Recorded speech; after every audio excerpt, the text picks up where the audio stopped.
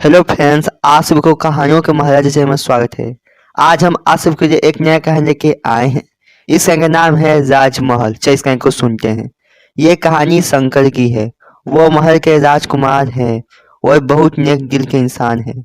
राजकुमार शंकर हमेशा भेष बदल के प्रजा को देखने के लिए जाते थे, लेकिन उनको पता नहीं था कि उन पे किसी बुरे साया का नजर है।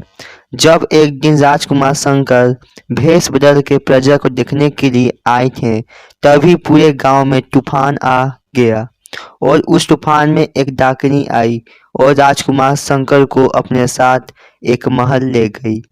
महल राजकुमार उस डाकनी को देखकर बहुत डर जाते हैं और उससे पूछते हैं, तुम मुझे यहाँ क्यों लाई हो? छोड़ दो मुझे। तभी वो डाकनी राजकुमार शंकर से बोलती है, मैं तुम्हारा खून पीकर अपना उम्र बढ़ाऊंगी। बहुत दिन हो जाते हैं, लेकिन राजकुमार शंकर प्रजा को देखने के लिए नहीं आते हैं। सभी प्रजा बहुत चिंतित में पड़ जाते हैं और राजकुमार शंकर को ढूंढने लगते हैं।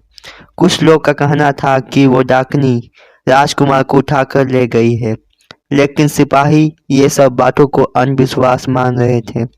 सुकुमारी और उसकी माँ उसी गांव में रहते थे। सुकुमारी की माँ उस डाकनी के बारे में सब कुछ बता दी थी। सुकुमारी राजकुमार के लिए चिंतित थी।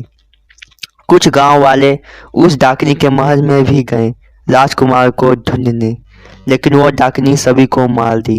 सुकुमारी की माँ सुकुमारी से बोलती है, तुम ही हो जो राजकुमार शंकर की जान बचा सकती हो, क्योंकि तुम्हारे में दिव्य शक्ति है।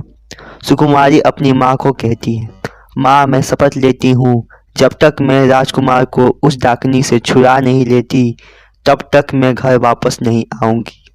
सुकुमारी डाकनी की महल पहुंच जाती है और राजकुमार को ढूंढने लगती है। तभी उसे राजकुमार एक पिंजरे में दिखते हैं। सुकुमारी उस पिंजरे को पत्थर से मार मार कर तोड़ देती है। राजकुमार सुकुमारी से कहते हैं, आपका धन्यवाद मेरा जान बचाने के लिए।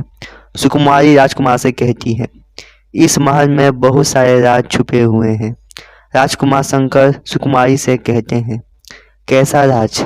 सुकुमारी कहती है, मैं आपको इस महल के बारे में सब कुछ बताऊंगी, लेकिन सबसे पहले यहाँ से निकलते हैं। जैसे ही दोनों उस महल से निकलने वाले थे, उन दोनों के सामने वो डाकनी आ जाती है और कहती है, अब कोई नहीं बचेगा। तभी सुकुमारी अपने गले से माताजी का लॉकेट निकालकर उस डाकनी पे फेंक देती है। डाकनी वहीं पर जलकर भस्म हो जाती है। राजकुमार शंकर और सुकुमारी महल से बाहर आ जाते हैं। सुकुमारी राजकुमार शंकर को बताती है कि आपके पिताजी को यही डाकनी मारी थी और आपको भी मारने वाली थी, लेकिन आपकी माँ आपको लेकर इस महल से दूसरे महल में आ गई थी। राजकुमार शंकर को सुकुमारी से प्रेम हो जाता है और वो सुकुमारी से विवाह कर लेते हैं। तो दोस्तों, अगर ये कहानी आप सबको पसंद आए तो हमारे चैनल को लाइक कमेंट सब्सक्राइब करना मत भूलिएगा दोस्तों। चलिए, गुड बाय।